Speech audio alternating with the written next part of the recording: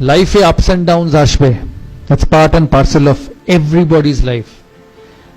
ভারতের প্রধানমন্ত্রীও ইলেকশন হারে, ক্লাসের লাস্ট বয়ও ফেল করে, সচিন তেন্ডুলকরও 100 করে, সচিন তেন্ডুলকর 10টা ম্যাচে ফেলও করে।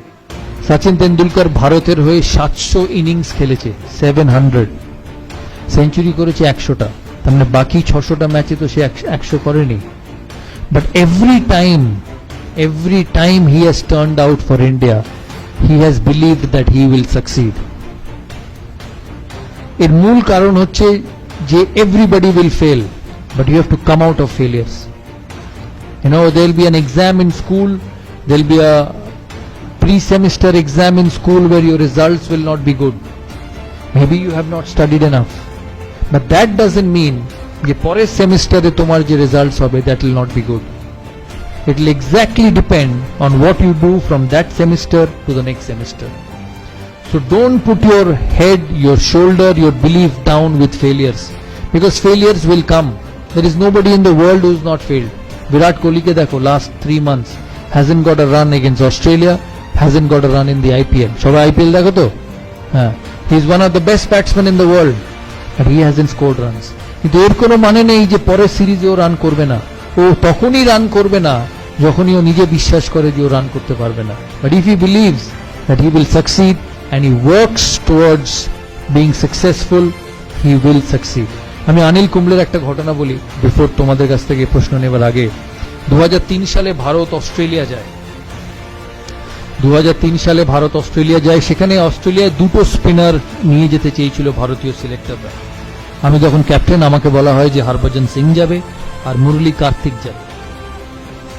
আমি ওই সময় জানতাম যে অনিল কুম্বলে যদি ওই ট্যুরে না যায়, অনিল কুম্বলের ক্যারিয়ার হয়তো শেষ হয়ে যাবে। And also I quietly believed that he was probably the best spinner in my team, but the best spinner is having an off time. So there are two ways to deal with it. Either you let him go and let a career get spoiled, or you put an arm around his shoulder and say, hey listen, I back you.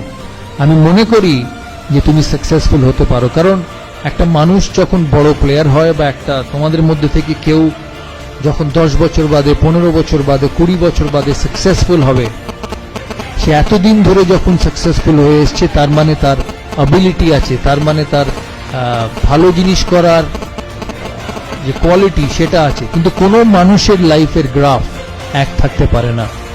It cannot be the same. You will go up, you will go down. But that is when a genuine leader comes in. আমি তখন selection committee meeting চলছে, রাত্রিবেলা সেমিফাইনালের আগে অস্ট্রেলিয়ার team হবে। আমাকে সিলেক্টররা বললো যে ওই 2 জন যাবে।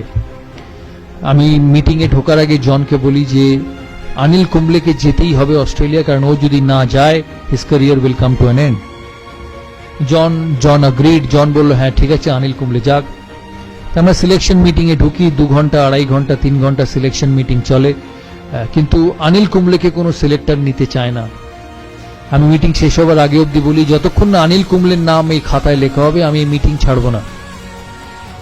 অনেকক্ষণ তর্কাতর্কির পর সিলেক্টররা বলে ঠিক আছে, তুমি ভারতীয় টিমের captain, you are the captain of the side, I give you what you want.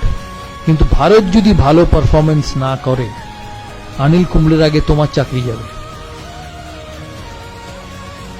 Team select হয়, অনিল কুম্বলে অস্ট্রেলিয়া যায়। অনিল কুম্বলে 5th টেস্ট সিডনিতে, লাস্ট ডে, যেটা স্টিভ বল লাস্ট টেস্ট, তোমরা সবাই দেখেছো হয়তো, স্টিভ বল লাস্ট টেস্ট, ভারতকে 7 উইকেট নিতে হবে টেস্ট ম্যাচটা, সিরিজটা জেতার জন্য। আমার সকালে অনিল কুম্বলের সঙ্গে দেখা সিডনি মাঠের ড্রেসিং রুমে। আমি অনিলকে গিয়ে জিজ্ঞেস করি যে Anil, this is one of the biggest days in Indian cricket, কারণ ভারত অস্ট্রেলিয়ায় গিয়ে অস্ট্রেলিয়াকে কোনোদিন হারাতে পারেনি, and we have a chance of beating them. তখন আমি বললাম what should I do? 90 over সারাদিনের খেলা, আমাকে 7টা উইকেট নিতে হবে, এরপরে সিরিজ শেষ, how do I go about? আমাকে একটা কথা বললো যে তুমি you worry about the 45 overs from the other end, and I will look after the 45 overs from this end, because he is such a champion. Anil Kumble, আমরা ওই সিরিজে এত ভালো খেলি। আমার এখনো মনে আছে অস্ট্রেলিয়াতে যখন 5th টেস্টের পরে সিডনি, এরা মিডিয়া রুম এত বড় ছিল, আমি মিডিয়া রুমে ঢুকি, মিডিয়া কনফারেন্সে আমি হঠাৎ ঢুকে দেখি শুধু হাততালি। আমি অবাক হয়ে যাই ফার্স্টে যে কেন এত হাততালি দিচ্ছে, কি কারণ? অস্ট্রেলিয়ার এক মিডিয়া আমাকে বলে যে we are extremely proud of the Indian team, যে লাস্ট 15 বছরে অস্ট্রেলিয়ান ক্রিকেট এত শক্ত ছিল যে কেউ কম্পিট করেনি। You are one of the only side who not only competed but you beat us at home. আর এটা পসিবল ছিল because of Anil Kumble. He finished as the highest wicket taker of the season, and ওই বছর Anil Kumble 75টা wicket পেয়েছিল, যেটা ও কেরিয়ারে কোনোদিন পায়নি। এই কথার মানে হচ্ছে যে even a champion, even the best will go down, even the best will have tough times. But if you want to be a leader, if you want to be someone who actually turns around people, you have to put an arm around him and say, hey listen, I support you. আমি বিশ্বাস করি যে তুমি আমার টিমকে এগিয়ে নিয়ে যেতে পারবে, and it works like magic. তাই এই কথাগুলো বললাম, তোমরা মাথায় রেখো। তোমাদের কি প্রশ্ন আছে আমাকে জিজ্ঞেস করো,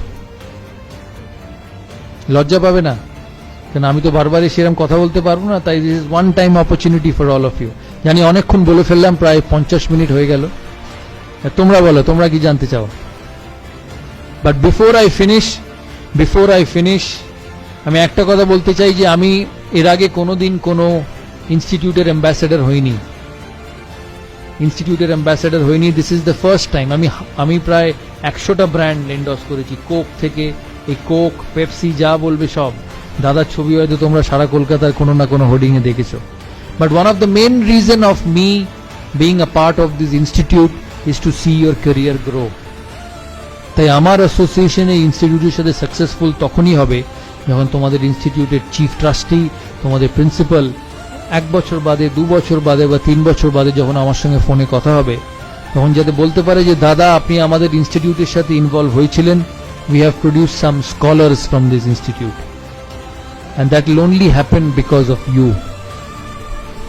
খেলাধুলায় কোচ, পড়াশোনায় teacher can teach you, can tell you what to do, but what you become, what you do is up to you.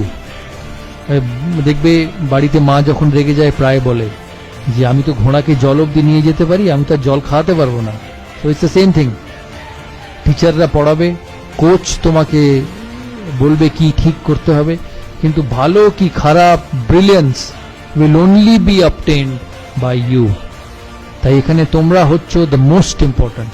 আমি তোমাদের চিফ ট্রাস্টিকে আমি রিকোয়েস্ট করেছি যে আমি অ্যাটাচড হয়েছি এখানে। All what I want is a great environment for students to study, a great environment for students to showcase their talent and become the best. কিন্তু এই এনভায়রনমেন্টটা ধরে রাখার যেমন ওনাদেরও কর্তব্য, তোমাদেরও কর্তব্য। কারণ মনে রাখবে এই ইনস্টিটিউটটা ইজ ফর ইউ।